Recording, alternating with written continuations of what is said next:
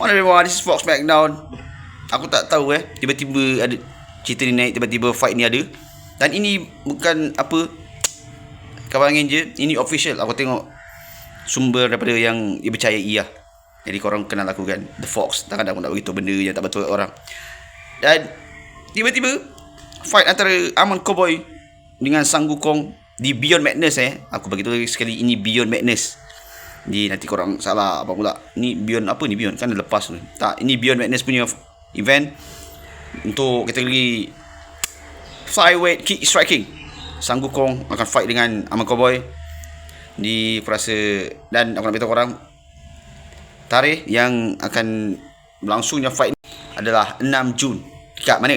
Dekat Tangerang, Indonesia. So, apalagi kan korang kalau ada duit tu yang kaya, boleh pergi sana untuk support secara live, untuk support secara depan-depan di stadium kat sana.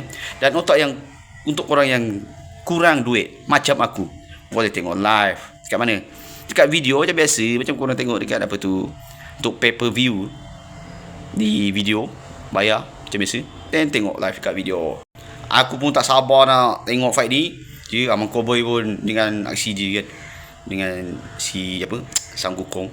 Sekarang kuat Sang Wukong. Aku jangan salah sangka pula, aku bukan nak rendahkan fighter kita. Cuma pada aku Sang Wukong ni kuat sangat. Tapi tak tahu lah rekod dia untuk apa, aku tak berapa pasti. Nanti aku check balik. Tapi aku rasa tu fight ni bagi aku mungkin 60-50 lah. Aku rasa Sang Wukong menang. Aku bukan nak rendahkan si fighter kita daripada Malaysia. Cuma kuat Sang Wukong, terus terang begitu cakap. Harapnya, tapi aku harap Malaysia menang. Aku harap Aman Cowboy menang.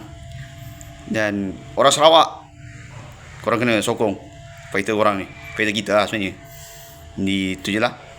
Semoga orang Sarawak menang. Aku sangat orang Sarawak menang. Cuma Sang Wukong ni padu sangat. Je lah. So jangan lepaskan peluang 6 Jun nanti. Itu je. This is Fox Breakdown.